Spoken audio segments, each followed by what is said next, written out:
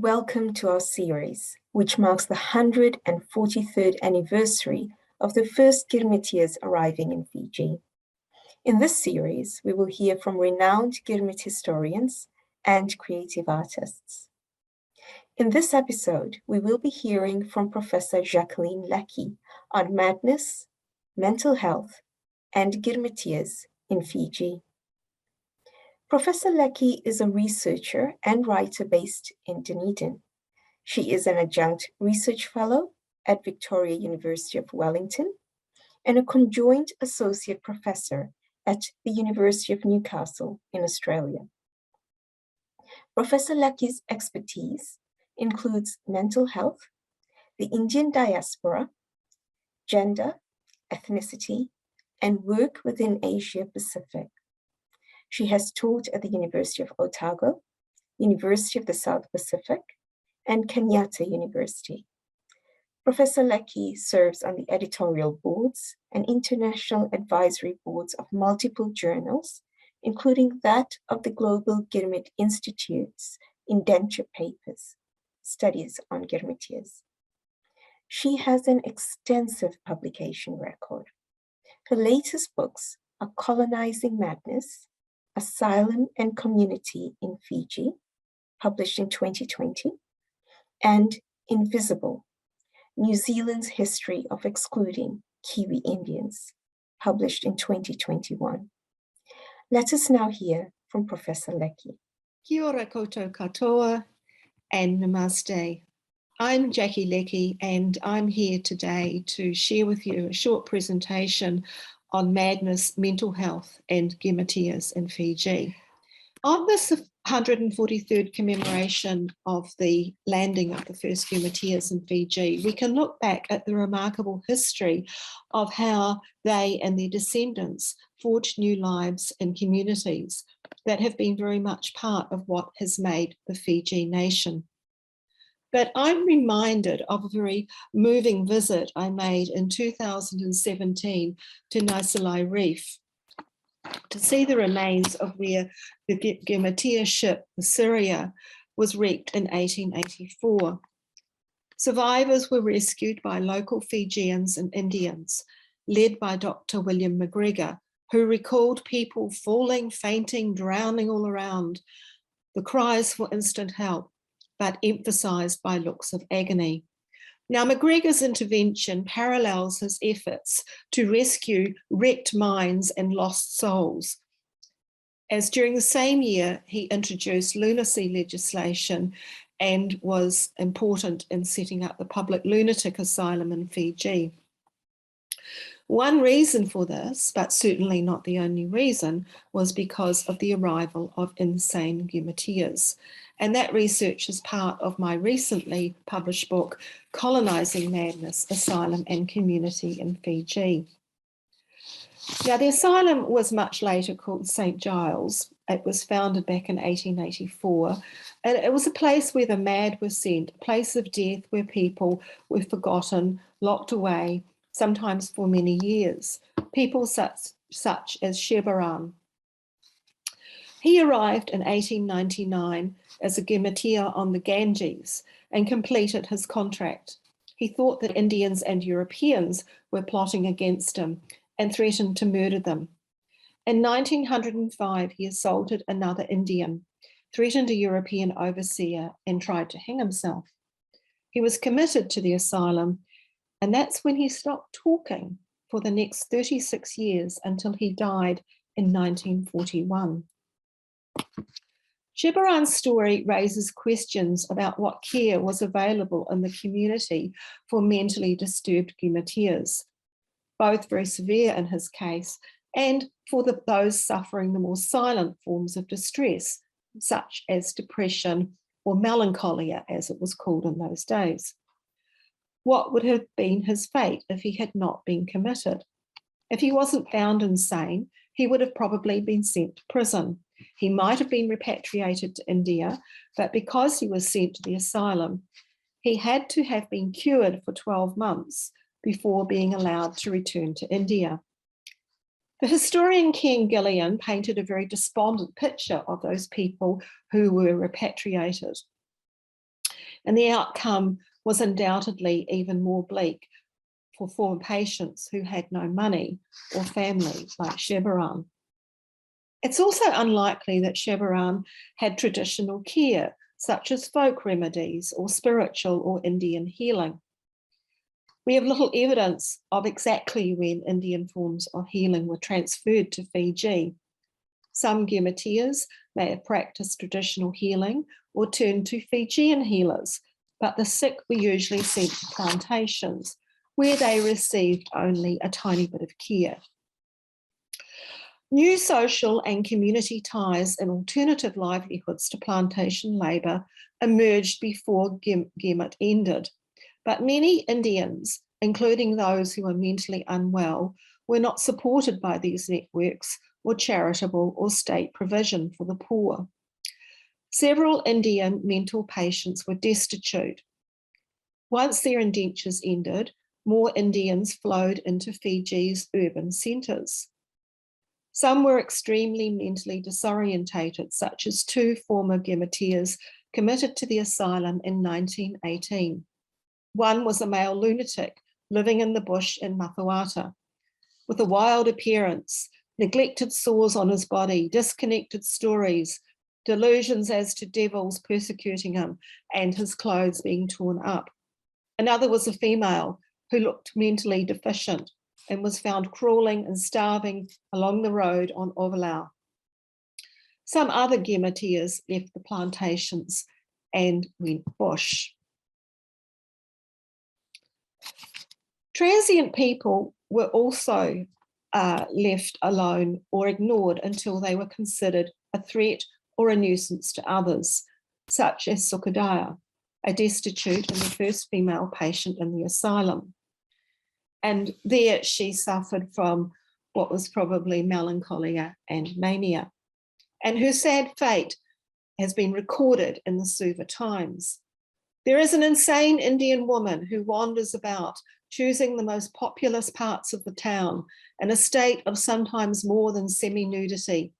She has long been an eyesore to residents, and to our personal knowledge is a difficult subject to restrain. Usually her child accompanies her, and the whole conduct of the two is most repulsive to anyone with the most remote sense of decency. Now, the acting agent general of immigration ordered that these two should be repatriated to India because there was no lunatic asylum in Fiji. And instead, though, they were cared for by an Indian couple until the asylum opened. Shebaran lived much longer than most patients. Many suffered from severe illness and malnutrition during the asylum's early years. About half died the same year that they were admitted. And the interplay between mental and physical illness is complicated.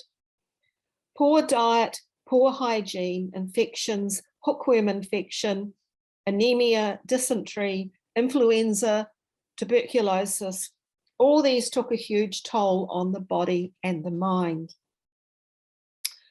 Much attention has been given during the indenture years to the epidemics of syphilis and suicide. Now, these two are not necessarily correlated. My friend, the late Ridge Lowell, found that during the first 15 years of the 20th century, the Indo-Fijian suicide rate was amongst the highest of all Indian labour importing colonies and much higher than in India. The picture is complex, and I argue that the suffering and cost of Girmit went much further than the violence or the sexual immorality that was focused on. The development of mental distress, like depression, was often silent or hidden. We can look at statistics like death rates or suicide rates, but that tells us little about the true extent of human suffering. So what social factors drove Girmitiyas to despair or to be declared insane? Well, some Girmitiyas were mentally ill before they were recruited to Fiji. Mental illness, of course, is not necessarily overt. It's episodic and changes in people with mental illness. do lead productive lives.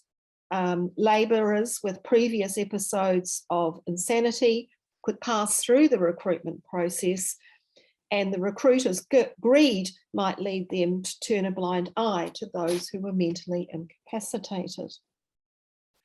But the state of many Girmitiyas could deteriorate during the voyage, possibly through breaking cultural and religious taboos on crossing the seas, the uncertainty about what lay ahead, the trauma and despondency of a long voyage, leaving and also leaving kin and community behind. One sergeant superintendent observed that many die from nostalgia. The excitement of the newness of everything keeps them up for a time, but soon dies away. It is followed by depression when they realise what they have done. Sadly, some Girmitiyas attempted or committed suicide or harmed others on the voyage, such as Hebraji, who was only aged 22 when she jumped from ship in 1899. She was violent, she sang, she cried, and she laughed. When she was examined in Suva, she wouldn't answer any questions. She was briefly committed to the asylum and then returned to Calcutta. Indentured migrants were medically examined after disembarkation, usually on Nukulau quarantine station. Madness induced on the voyage might be evident, such as when one acted foolishly in 1892, ran away from the immigration depot, but was then committed to the asylum. Migrants who were rejected for work had to be repatriated, but there might be a delay of several months before a passage could be guaranteed on a ship back to India, where to detain insane immigrants. Prisons were increasingly seen as inhumane, but mentally disturbed migrants might be considered too rowdy to be confined to a hospital or to the immigration depot. That was another reason for establishing a lunatic asylum in Suva. Mental illness was also induced by the severe conditions on Fiji's plantations, the harsh labour process, the cramped living conditions, the authoritarian and violent culture of the plantation that was the exploitative and miserable experience of plantation work known as narak or hell. Now, the majority of Girmitiyas coped or developed coping strategies, but there were still high suicide rates, as I said, and this indicates how some resorted to the final solution to end their distress. Some did not do this, but may have exhibited somewhat bizarre behaviour on the plantations. So mental illness and suicide needs to be considered against the context of the indenture system.